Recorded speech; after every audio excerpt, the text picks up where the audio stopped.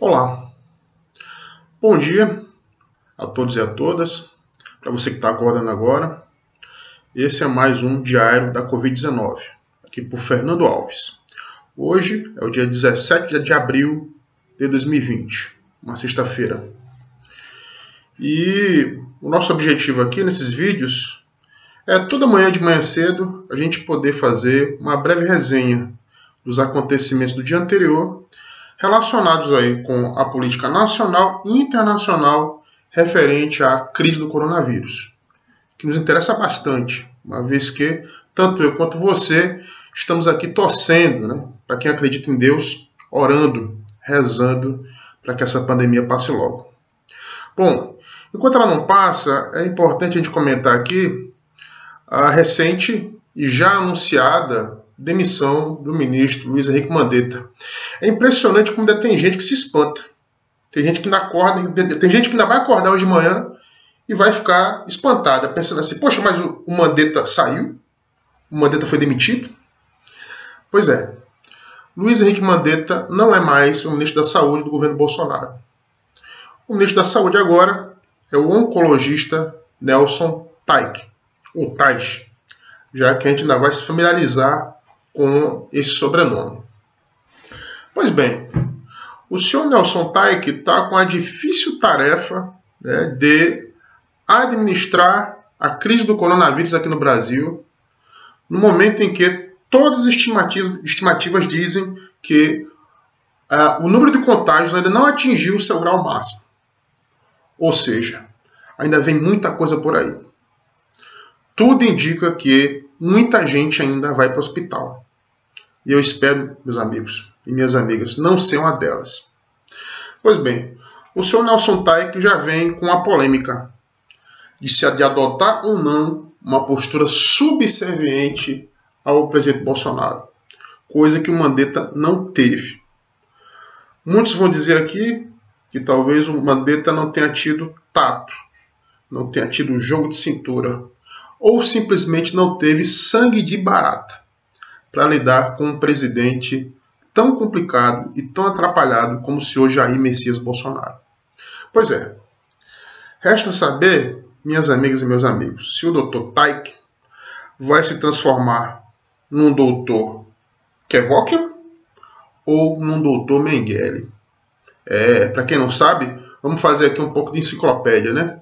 O Dr. Kevorkian, que já morreu em 2011, era um médico norte-americano, também apelidado, curiosamente, de um título macabro.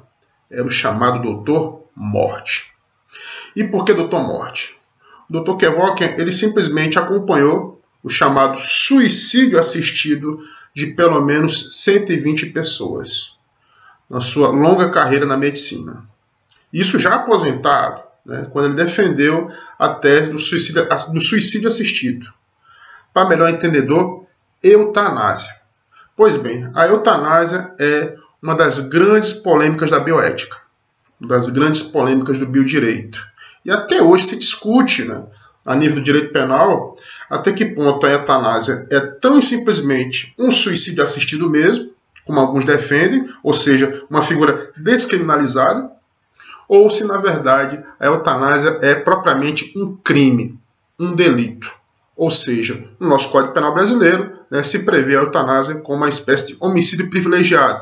Reduz a pena, mas continua sendo crime. É homicídio. O médico vai a tribunal do júri. Pois bem, por que eu estou falando isso? Por que eu estou fazendo essa comparação que para alguns parece esdrúxula? É porque, meus amigos, o doutor Nelson Taik, ele tem um histórico, e vocês vão ver hoje, durante o dia, vocês vão acompanhar na imprensa vários sites, vários noticiários que vão traçar um perfil do novo ministro da Saúde. E o Dr. Taik tem uma experiência vou usar o popular aqui, de deixar um pouco os mais idosos para lá, na fila da morte. O que isso quer dizer?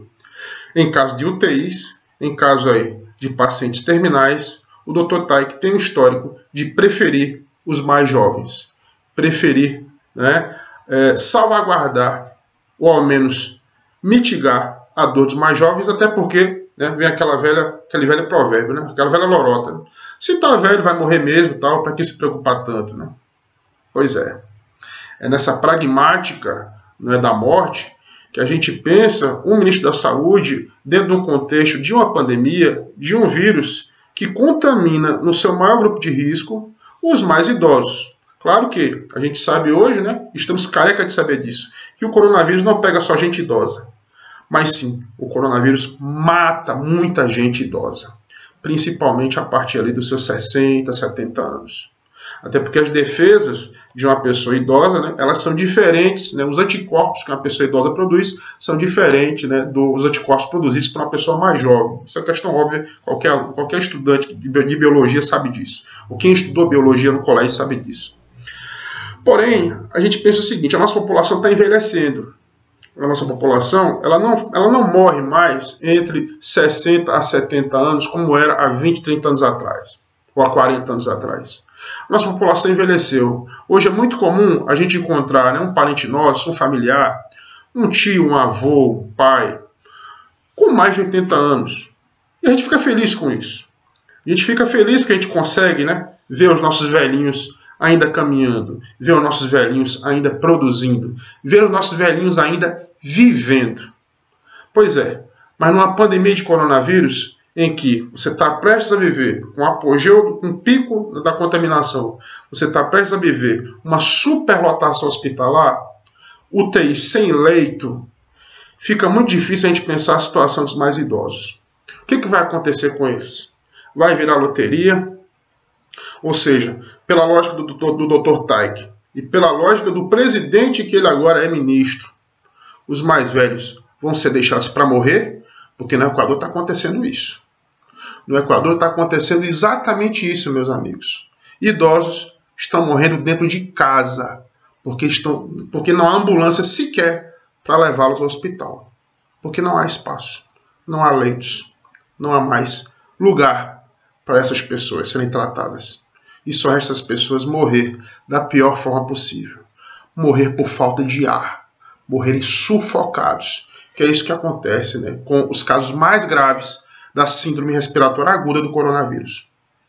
Pois bem, agora eu fico me perguntando também se o Dr. Taik, na verdade, ele pode se tornar um outro doutor, e também tristemente conhecido na história. Um doutor aí que foi conhecido bem na época do nazismo na Alemanha, o Dr. Mengele. Esse também conhecido, até porque morreu aqui no Brasil, né? Tanto é, né, que o Romeu Tuma, que era delegado na época, depois virou senador da República, ficou famoso, né, com a descoberta da ossada do criminoso nazista que, uma vez médico na Alemanha, conseguiu fugir após a Segunda Guerra e se refugiou no Brasil, acabando por morrer afogado aqui no Brasil. Pois bem, o Dr. Mengele era conhecido na Alemanha por fazer experimentos. Fazer experimentos, claro, com a principal mão de obra escravizada na época do nazifascismo, que eram os judeus, nos campos de concentração. Aplicando, dentre outras, vários tipos de medicação, vendo as pessoas ficarem doentes para ver qual é a reação que essas pessoas tinham. E, claro, muitas delas morriam. Eu fico me perguntando se não é isso que o governo Bolsonaro está pensando em relação à hidrocloroquina. Ou em relação a outras substâncias, como por exemplo agora o vermífugo Anita, né, que foi descoberto agora que o ministro da Ciência e Tecnologia, Marcos Pontes, está querendo fazer um segredinho, né, acerca aí do suposto furo de reportagem, da suposta nova descoberta, de um novo medicamento que já havia sido testado in vitro e que tinha 90% de chance de acabar com o coronavírus. Que beleza, né? Só que detalhe, ele esqueceu de chamar o ministro da Saúde, que era o mandante na época, esqueceu de chamar o presidente e esqueceu de combinar com a comunidade internacional essa grande descoberta, quando na verdade, sem querer revelar o nome do medicamento, o nome já foi revelado pela imprensa, você pode pesquisar, e já foi comprovado, inclusive por um relatório da própria China, que esse medicamento ele é muito pior que a hidrocloroquina, ou seja, dá infarto, faz as pessoas morrerem. Então, minhas amigas e meus amigos, eu fico pensando qual é o papel do nosso novo ministro da Saúde. Se é se tornar o doutor Morte, o doutor Kevorkian, ou se tornar o doutor Mengele, submetendo aí pessoas ao experimento economicista do governo Bolsonaro. Eu fico pensando se o doutor Taik vai, enfim, vender a sua alma ao bolsonarismo. Ou se já está tudo combinado, ou se realmente ele já correspondia a esse projeto. Projeto que a gente já sabe muito bem onde é que vai dar. E eu espero que não dê no hospital, meus amigos e minhas amigas. Eu espero que não dê no cemitério. Porque, pelo andar da carruagem, todos nós, assim como eu, você também, né, quer se livrar do isolamento social. Todos aqui querem a retomada da sua vida. Mas a que preço? A que preço? Eu fico me perguntando, e claro, torço como o mundo inteiro, que nos próximos dias, ou até nas próximas horas, a gente descubra, assim, uma cura, ou até mesmo uma vacina, para que essa doença miserável possa, enfim, sair das nossas vidas e ficar na história. Mas eu não posso também sacrificar os meus pais que estão idosinhos.